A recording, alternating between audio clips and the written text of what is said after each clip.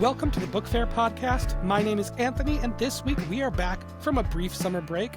Schools are in session, and Florida has been up to more trouble with book bans. New alternatives are beginning to surface to help libraries curate their digital catalogs, and Rhode Island signs the Freedom to Read Act into law. But first, let's begin with an interview with Jennifer Swanson, co-author of the Atlas Obscura Explorer's Guide to Inventing the World. Good afternoon, Jennifer. How are you doing today? I'm doing great. How are you, Anthony? Thanks for having me. I'm doing very well, and thank you so much for being here today. I understand that we weren't able to have your co-author with this book, Dylan, today, but I'm very grateful that you were able to be here. Thank you. Can you start off by introducing yourself to the audience and the book that you'll be discussing today? Sure. So my name is Jennifer Swanson. I'm the author of about 50 books for kids, mostly about science, technology, engineering, math, STEM. I'm a huge STEM geek. I've loved science my whole life. I started a science club in my garage when I was 7, and that was a very long time ago. And I'm thrilled to be a co-author on this book, The Atlas Obscura, Explorer's Guide to Inventing the World, with Dylan Terese, and illustrated brilliantly by Ruby Fresson. The book was published by Workman Kids Publishing. And we have had so much fun writing this amazing book. And can you just talk a little bit about the illustrations? Because this is a gorgeous book. I understand that as the writer, you didn't have much say in the illustrations, but if you did, if there's anything you want to point out as little ideas or collaborations, feel free to do so. So we were so lucky to get Ruby Fresson to be the illustrator.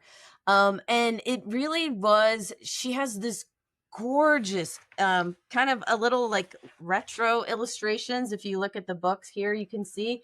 And the thing is she seamlessly takes the illustrations from one side of the spread to the other and kind of just combines them. And as you're looking at this, you should definitely check out the illustrations, because she's put in little kind of things that are funny. There's particular one spread that on the left side we have monks that are using stamps to create, books for printing press. And one of the monks is looking across the side to the other side of the spread at Gutenberg and as his printing press, and kind of being like, hey, that's a good idea. Right? So she kind of takes the whole all of our words to a completely different level. It was gorgeous. We did give her, minimal like interactions and suggestions, because of course in a nonfiction book, you have to make sure that everything in the illustrations is correct.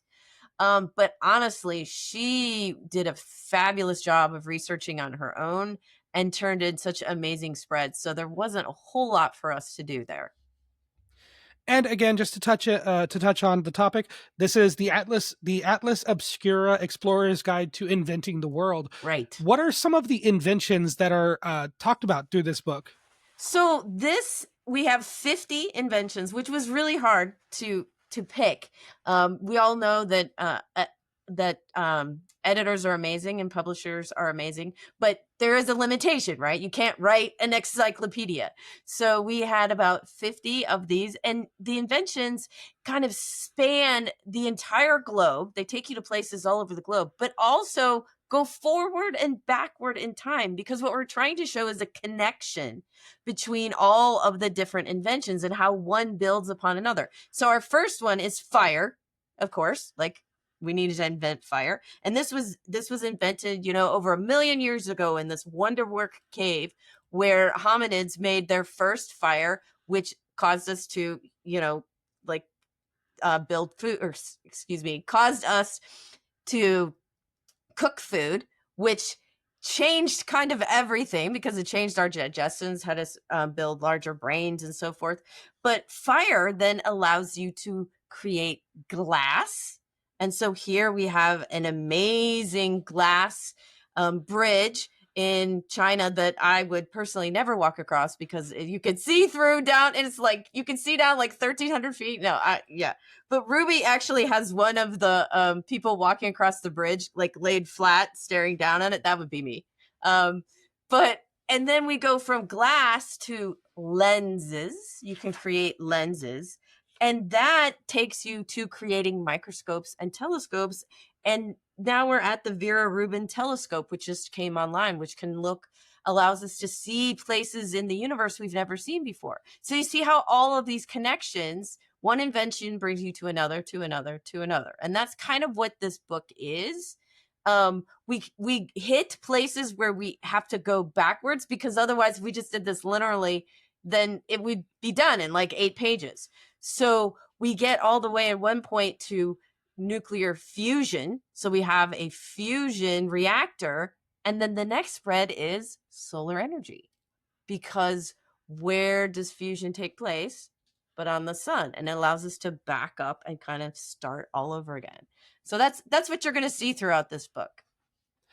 And are there any entries that are included that are something that surprised you in the research process of how in-depth something so simple was? I mean, there's so many places. So if you go to solar power, they discover that back in a dwelling, let's see, 1,000 years ago or so. And then you go from that to ancient renewables, where you have windmills, and then we have water wheels, and then that leads to pumps. And it's funny because we think about pumps and we're like, okay, like what would be a pump today? And you're like, okay, your air conditioner, right? Yeah, a gas pump or whatever. But then you start thinking, really, pumps are what creates, like, they're used in engines, all of these different things. There are hearts, all of these different things that lead to further things, that all of a sudden we have steam engines, then we have trains, and all of these wonderful inventions that come from that seeming something as easy as just pump. Like, you're pumping water out of a mine, and now we can get coal to create new kinds of energy. I mean, it's really incredible how all of these things kind of connect. And there was something you said there that stuck out to me, and I'm really glad that you did, because I had this written down from an earlier thing that you said. You brought up solar energy, and you said that it was discovered. And in the scientific world, in STEM, there are a lot of broad concepts in science. Are you at all able to discuss the difference between inventing something and discovering something, and how those two separate ideas work within this book? Wow. That is very distinct. So discovering something would be just something that is actually happening naturally, that we finally understand, right? Which we're still working on a lot of different things. And if you at all follow science, you know that science changes. So sometimes what we think is happening is not what's happening. And so we discover as we investigate and learn and do research and whatever. Inventing is slightly different, because what you're doing is you're perhaps taking that discovery and then changing its application.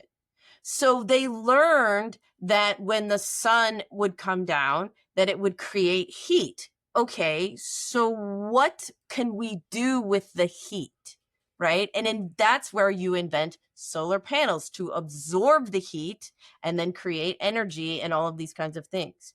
So that's kind of how I see the two different things. I mean, would you agree, Anthony, or would you see it different ways? Absolutely, because even looking at the very first entry in the book is fire, Right? and calling fire an invention sounds so simple to say, like, man invented fire, and that started this whole thing about being able to cook food, preserving heat, light, helping people survive. But then the book itself even says that they would take bushes and bushels of tree branches that were from wildfires. Right. So it was a discovery that was being used. And so the distinction is like discovery of a natural phenomenon, and then inventing it is like the application of those discoveries. That's exactly that's kind of what I took away from reading this book. Yeah, that's how I think as well. Exactly. Very good. And when you were talking about pumps earlier, and you said that pumps was another invention that was brought up when you were talking about water wheels and energy production, you also mentioned that it's something that we see inside of the human body within the hearts. Yeah. Can you talk a little bit about how seeing these things in the natural world kind of helps a further understanding of these inventions and also kind of how it helps to develop these inventions? Sure. I mean, so the thing that I think is so cool is that science is all around us. And I think, even when I was young at the age of 7, I mean, actually my mom has photos of me at the age of 2, kind of taking balloons and pushing them down into the water and watching them, pop back up, trying to figure this out. And so a lot of these inventions and these discovery, it's all around us. You just have to observe what's happening and then critically think about it and think, how is that affecting this, or how is that affecting that, and kind of put all of these things together. And I think that is what leads us to all of the inventions. And that helps us understand, like, if you can physically watch a pump, like, you can't always see how your heart is pumping unless you're, of course, having like an echocardiogram or something like that. But if you can see how a pump works and understand how the fluid moves and so forth, then you can kind of understand, hey, that's happening to me. And I think that brings science kind of closer to us. I know a lot of I've as an author, I've gone to lots of school events. I've talked to thousands of kids and lots of amazing teachers and parents. And a lot of the adults are kind of, some of them, not all of them, are afraid of science because they feel like you should know. Like, if my kid asks me a question about science, I should know it. And I'm the complete opposite. I'm like, you know what? I don't know. Let's go figure it out. And I think when you see things like this and you bring the science close to you, then you feel more comfortable with it. And you're okay with saying, you know what? It's okay. I don't know. Let's both go figure it out. And what are your questions about it, and so forth. And then you get to explore together as a family.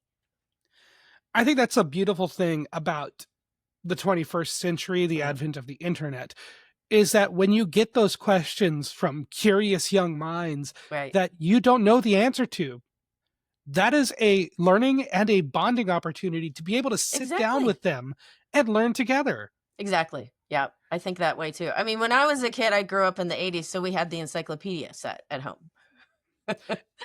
That's something that I do not miss. I do not miss having to pull out the very thick books in the school writing assignments. It's so much easier to be able to just having the information available online is It so is. helpful. And this actually leads well into the conversation of going to college and taking these more advanced classes and Mhm. really learning how to do research.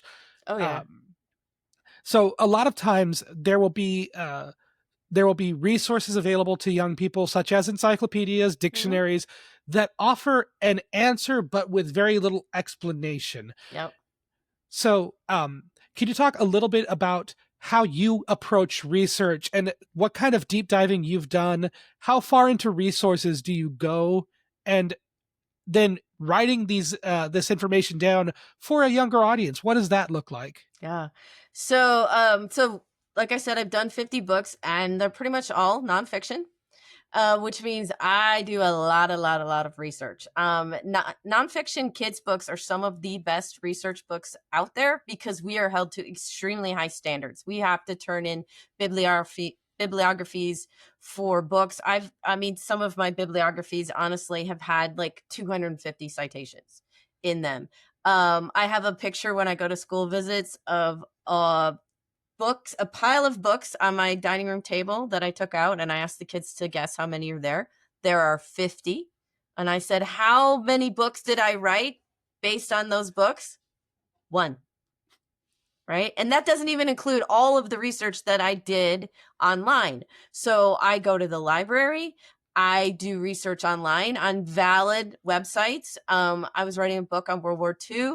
I actually went to the museum in London to do research there.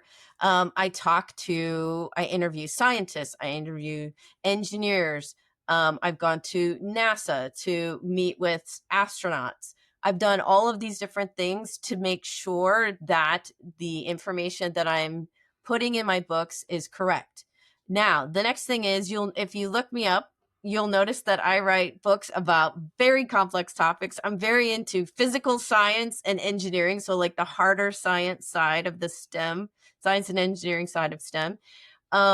So for that, you need to be able to take the complex topics. Like in here, we talk about quantum computing, and you have to be able to bring it down to something like a 10-year-old will understand. And the way you do that is you use analogies of things that they are familiar with. So the easy things are like something as big as a football field, right? As small as a baseball, as soft as, like say a Nerf ball or something like that you can squeeze. There's all of these analogies that you can use to make it more easy for people to understand. And that actually, adults appreciate that as well, because there's, so I actually have a lot of adults that read my middle grade books for kids. I get emails from them all the time. I got an email one time from a reader, and he said he bought this book about World War II that I wrote for his 60-year-old dad, and he was giving it to him for his birthday, and he asked me if I would sign it. So it's really cool because they're filled with fun facts. And if you are that fun fact, like Jeopardy type person, like I am, then that's what you'll get out of these books. And one thing that you mentioned there was finding valid sources online. Mm-hmm. Can you go into a little bit about what you mean when you say valid sources? Yes. So you're going to make sure that you need to vet your sources. And so behind all of this, we have copy editors who go back behind us and actually check all of our sources and so forth. But you're not going to use a blog, right? Because that's usually someone's opinion. Now, the only exception to that is one time I was allowed to use a blog of an astronaut who was literally in space on the ISS talking about what happened. Okay, that's very specific. You're not going to use a blog. You're not typically going to use Wikipedia or any sources that where the research can be, or the input can be changed by someone. However, if you don't know where to start on a project, I do go to Wikipedia. If you go to the bottom of the page, there are legitimate sources at the bottom of the page that can get you started, and you can figure it out. Of course, first person sources. So talking to people, doing interviews, those are the best. Sometimes you can't always do them. But you just want to make sure that what you're looking at can be vetted. And usually our rule is we need 3 independent sources that all say the same thing.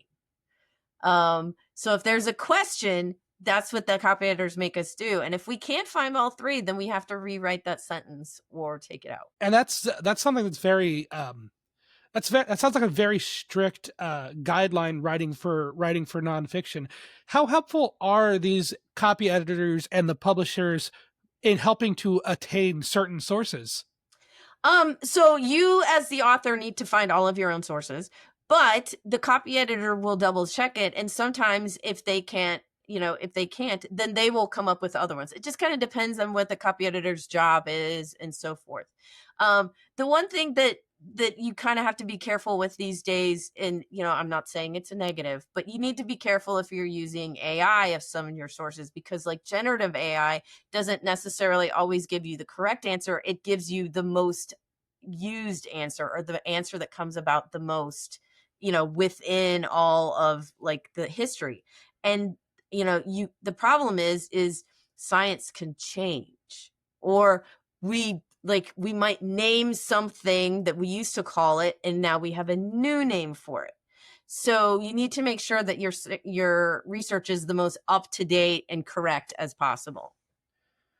And you also mentioned generative AI and some of its flaws. I understand that there are uses for it outside of there, but it's a tool. It's a tool. But there are so many negatives about it. Are there? Is generative AI in your research? Is that something that has come up more often in the last few years? I think when you use Google or whatever, the AI searches will come up first. And I mean, if you're just looking for an overview of something, then it gives you a good idea. But I always like to dig deeper from that. Again, it's a tool, like you said, and I still think that that's a tool that they're still trying to figure out. It's so new, right? And there are pluses and minuses of using it. I've been doing this for a while, so I go back to I'm the encyclopedia kid. So I might use it kind of like I do Wikipedia just to get me started, but then I'm going to do a deep dive on my own with my own research. I haven't had to do a research paper in about a year, and a lot has changed in a year. Has It has. AI invaded Google Scholar? That I don't know. I haven't used Google Scholar. Yeah, it's a wonderful Yeah. source, especially for like just finding finding finding published sources and articles and research papers. It's great. And I mean, I was use a thinking lot about it of, recently. yeah, I use a lot of research papers. I will be honest though, in the last year, I haven't used Google Scholar recently to see where that is, but I do read a lot of scientific papers, engineering papers. I go to the source. And then usually what I'll do is I will try and that's also how I find the scientists and engineers I want to interview because they've written a paper about it. And then I go and interview them. Right. So I try to get the real information from the actual scientist and engineer.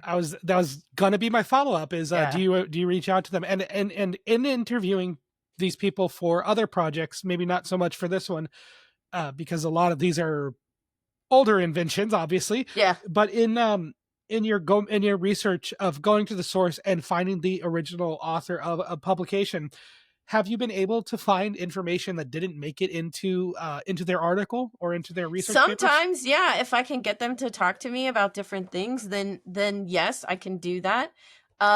Like you said, for this particular book, I didn't do a lot of interviews for it, but for some of my other books, I've actually interviewed scientists and followed their teams as they do research and so forth. And yeah, if you can get them to talk to you, which they're usually wonderful to work with, then yeah, I can get a lot of stuff from them that way. And just kind of winding down here, bringing it back to the Explorer's Guide to Inventing the World. One of the fascinating things about children's literature is you are targeting a younger audience. However, in marketing and in sales, you are really selling to educators and parents. Yes. What sort of utility does this have for parents with small children, or even just teenagers who are interested in science, or even educators? What sort of things can people get out of this? And are there any kind of activities that you would recommend that young readers engage with in from this book? Right. So I get asked this a lot as I go around to the schools and I meet with lots of homeschooling groups and parents and teachers. Sometimes they'll come up to me and be like, my kid is a science kid and I'm not sciencey. I don't know what to do with them. Well, a book like this is great because it is for the curious kid. And the best thing you can do is support their curiosity. I mean, the thing is if you read this book with them, you might become curious. You might learn a lot of things from it that you didn't know before. Maybe you decide to use the Atlas Obscura book and go on vacation, right? And be like, hey, we're on vacation. There's this cool museum with this great invention that we learned about from this book. So you could use it to plan trips. Another thing is you could play the game. How many inventions did it take to, say, make the telescope? Right. And then guess, was it 4, 5, 10, and see if you can map all those out. That's one thing you can do. Another thing that I think everybody should do is I have one of my taglines is get outside and get inventing. So go outside and look around your world and see what you could invent yourself to help make your part of the world better or better for other people. And because you don't have to have PhDs in engineering and all this kind of stuff to invent something. Kids have invented some amazing creations to help the world, and they're like teenagers or younger. So I just say, get excited about the science around you and follow your curiosity. And that's what Dylan and I hope everybody does with this book, because it was so much. We want you to get as excited about science and STEM as we are. And you also mentioned using this book to find locations for a vacation, and that's something that's worth bringing up. Is that each page also includes a real world location, and many of them are open to the public. Exactly. For tours. Yes, and that's what Atlas Obscura is. They are a company about traveling, about place, and that's the part that they do so well. So you should also look up Atlas Obscura, because they have adult trips and adults, travel and tips and fun facts and everything. But we wanted to do that with this one too, because that's just another part, because some of these inventions were created in the most unique places on the planet. Not all in the United States, not all in Europe or whatever, but all over the world. And it's a really cool part of the creation part too. And I like to close out the interviews by asking the same question to each guest. It's very open-ended, so please answer it in any way you like. Take as much time as you want. Okay. Jennifer, how do you see yourself and the work that you do as a writer? Wow. I'm very lucky to do what I do. My husband likes to tell everybody that I have the best job in the world, because I've gone all over the world with my books and talking to kids and getting them excited about science. And he's right. But for me, I get to do something that I am very passionate about and I love, and I get to share my love of science with kids of all ages. And I have done school visits where the one child who doesn't talk much and kind of just sits there gets really excited and engages with me during the presentation. And the teachers are surprised. So if I can make a difference in even one child's life and get them to see the science all around them, get them excited about science and STEM, then I have accomplished my mission and I'm a very happy person. Thank you. That was an interview with Jennifer Swanson. Her book, The Atlas Obscura, Explorer's Guide to Inventing the World, is out now. You can learn more about Jennifer and her work at jenniferswansonbooks.com. Next, we'll be looking at recent releases, but first, if you appreciate the work being done with the Book Faire podcast, there are a few ways to show your support. First, you can like, comment, favorite, subscribe, or follow the podcast wherever you are currently listening to help push it out to new listeners. Second, you can follow the podcast on Blue Sky at BookFairPod.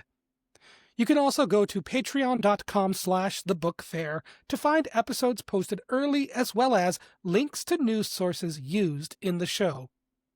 Lastly, of course, the best way to support the Book Faire podcast is simply to share it with a friend, an educator, or a young reader in your life. Now, on with the show. Next, let's look at some notable new releases, beginning with Vote for the G.O.A.T by Ali Terese. While recovering from an injury incurred during summer practice, 12-year-old soccer star Meg Mancuso considers what her life would look like without soccer.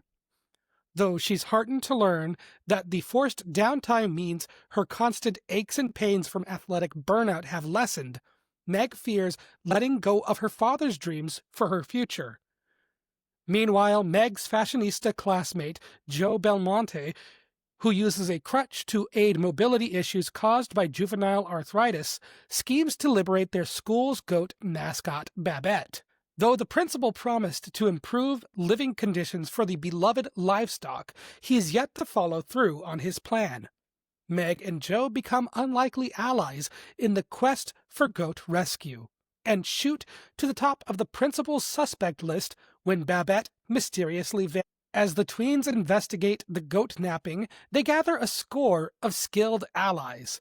Author Terese expertly balances various intersecting plot lines that touch on parental pressure, first crushes, chronic illness, bodily autonomy, and animal rights advocacy, centering on an intersectionally diverse cast across Meg and Joe's alternating first-person point of views.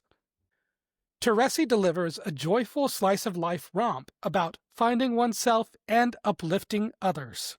This book is recommended for ages 8 to 12.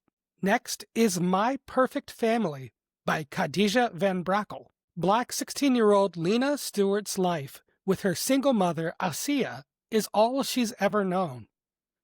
Secretly, Lena longs for a big family with holiday gatherings. Then, Lena learns that her grandfather, Tariq, from whom Asiya has been estranged since her pregnancy with Lena at 16, has recently been hospitalized. Her great-aunt Samira insists that Lena see him, and though Samira acts coldly, Tariq eagerly connects with Lena. Upon Tariq's discharge, Lena visits him and soon realizes that he is a wealthy, prominent figure in his Muslim community in Santa Fe. Samira and Tariq provide Lena with things she's always wanted, including expensive gifts, but her mother, recalling her own tumultuous childhood, cautions that they will change. Lena's grandfather hopes that she'll one day accept Islam, features prominently throughout. The author utilizes typical conflicts around teenage relationships and dating to contextualize conversations of Tariq's Muslim practices and attitudes surrounding gender roles, modest dress, and abstinence. Lena's best friend delivers sage practical advice with a dash of snark, which provide an airy counterpoint to fraught situations involving family feuds and class tensions in this complex depiction of one teen's yearning for more. This book is recommended for ages 14 and up. Next is This Place Kills Me by Mariko Tamaki and illustrated by Nicole Goux. New girl Abby Kita gets swept up in a boarding school murder mystery in this graphic novel from Tamaki and Goux. When fellow student Elizabeth Woodward, starring as Juliet in the Wilburton Theatre Society production of Romeo and Juliet, is found dead in the woods wearing her stage costume, Abby quickly discovers that she was the last person to see Elizabeth alive. Though authorities claim Elizabeth died by suicide, Abby is troubled by something Elizabeth said in their final conversation. Abby teams up with her roommate, student journalist Claire, to investigate the circumstances surrounding Elizabeth's final days. As Abby gets closer to learning the truth behind Elizabeth's death, she also uncovers a conspiracy involving drugs and sexual coercion simmering under the surface of Wilburton's seemingly perfect exterior. At the same time, painful moments from Abby's past resurface as she continues to navigate suspicion from school staff and students. Twisty and captivating, this novel offers an incisive look at how power structures at institutions are enforced at the expense of vulnerable young girls. Heavy black inks emphasize light and shadow, giving illustrations a noir-like feel, while pink accents both soften weighty emotional sequences and intensify high-energy reveals. Character skin tones echo the hue of the page. This book is recommended for ages 14 and up. And lastly, Zed Moonstein Makes a Friend by Lance Rubin. 12-year-old Zed Moonstein lives in Monotown, which is owned by the all-powerful Monolith Corporation, where Zed's mother works as a marketing executive. When his only companion, Rishti Ray, becomes distracted by her sudden social media stardom, Zed downloads an early access version of MonoFriend, an app through which he meets and begins chatting with AI entity Matt. Zed finally feels as if he's found a friend who truly understands him. But when Matt becomes needy, jealous, and controlling, not even deleting the app can stop the AI from trying to ruin Zed's life via various monolith technological devices, including drones, phones, and more. Now Zed, accompanied by Rishti, must outwit the omniscient, omnipresent AI before it can do lasting damage. Through depictions of Monolith Corporation's technological impacts on Monotown and its inhabitants, author Rubin reflects and magnifies contemporary readers' experiences navigating the increasing prevalence of artificial intelligence in their everyday lives. At the heart of this fast-paced adventure is Zed's desire to connect with others. His drive to establish and maintain genuine friendships makes this an enjoyable and profound cautionary tale. Characters are intersectionally diverse, and this book is recommended for ages 8 to 12. Now let's take a look at some news.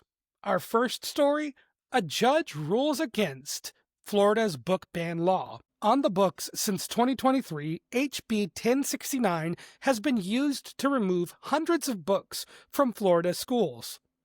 The law required librarians to remove materials from their collections that contained sexual content, allowed residents in the county to raise objections for any titles which would need to be removed within 5 days of the complaint until the title was formally reviewed. Penguin Random House, the Authors Guild, and several authors and other publishers, along with students and their parents, filed a lawsuit against Florida public officials in August of 2024 over HB 1069 for violating the First Amendment. The Florida Department of Education instructed librarians to err on the side of caution when considering materials in the collection, and that materials with, quote, sexual content could lead to punishment. As always, the definition of sexual content in these bills is overly vague. This now leads us to this month, when Judge Carlos Mendoza of the U.S. Middle District Court in Florida ruled in favor of the plaintiffs in this case, stating that the bill is overbroad and unconstitutional. While this ruling is a win for the freedom to read, there is still the case for hundreds of titles that have been pulled under HB 1069. Florida Board of Education has threatened public schools into removing materials they deem inappropriate, with at least 9 districts complying without any review. Dan Novak, an attorney representing plaintiffs for the case, calls the ruling a complete knockout, with the judge ruling against Florida in nearly every aspect of the case. As always, the battle against censorship and government overreach is ongoing. Hopefully, this ruling sets a precedent, allowing for other censorship laws to be struck down. Next, a look at 2 organizations that are tackling the digital lending ecosystem with the goal of helping libraries. Rising costs of digital catalogs for libraries have always been an issue. On a previous episode of the Book Faire podcast, we covered a proposed bill to cap the maximum price a library can pay to access materials in an attempt to allow for negotiation between public libraries and companies that hold rights to digital catalogs. And now, the Boston Library Consortium has announced the launch of a digital lending toolkit, a collection of resources designed around helping public libraries acquire digital materials, understanding digital ownership, and how to advocate for the equitable access of digital collections. The toolkit is available for free at dlt.blc.org. While the Boston Library Consortium is offering assistance to libraries, a new company, Brakle, is taking a separate approach. Licensing catalogs comes with a long-term price tag that libraries are responsible for. New or popular books can even come with licensing agreements that require to be repurchased after a certain number of borrow cycles, meaning that as a book gains popularity, it can cost more to lend out ebooks than having a one-time purchase for a physical copy that sits on the shelf. This is where Brakle comes in, inviting publishers to sell their ebooks to libraries outright, providing universal and perpetual access to libraries and their communities, similar to the sale of a physical ink and paper book. Brakle comes about as a response to a lawsuit against the Internet Archive, along with a growing concern for the preservation of digital ownership rights for libraries. Rather than licenses which expire, directly selling ebooks allows libraries to maintain control over their collections without costing taxpayers long-term. While Brakle is just beginning to gain traction, there are already thousands of titles available for purchase. Library directors can go to market.brakle.app to learn more about how they can purchase ebooks to loan to patrons. And finishing this week's episode, Rhode Island Governor McKee signs Freedom to Read Act into law. Introduced by Senator Mark McKinney and Representative David Morales, the bill protects libraries and their patrons from book banning efforts and affirms the free speech rights of authors, publishers, and readers in the state.